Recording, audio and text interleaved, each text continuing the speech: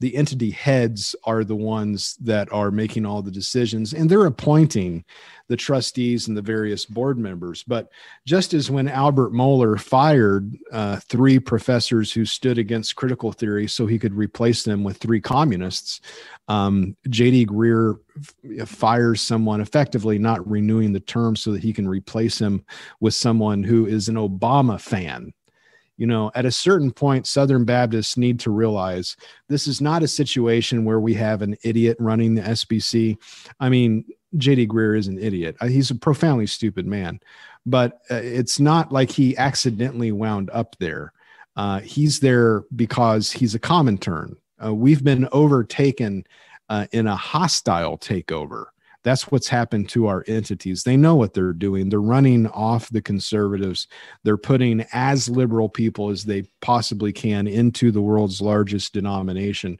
We would only encourage genuine Christians to flee the Southern Baptist Convention. You got 2 choices if you're in a Southern Baptist church.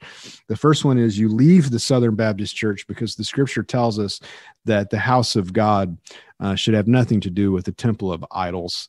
And so you cannot associate light with darkness in that respect, and you have to leave your church and find a biblical one.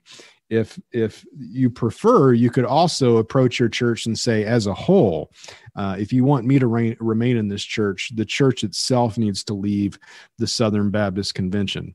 It's almost daily that there's this type of, report at the Capstone Report, which is an excellent blog, by the way, telling us what's going on in the Southern Baptist Convention. And notice how those 3 names go together: Barack Obama, Beth Moore, Russell Moore. They're all on the same team.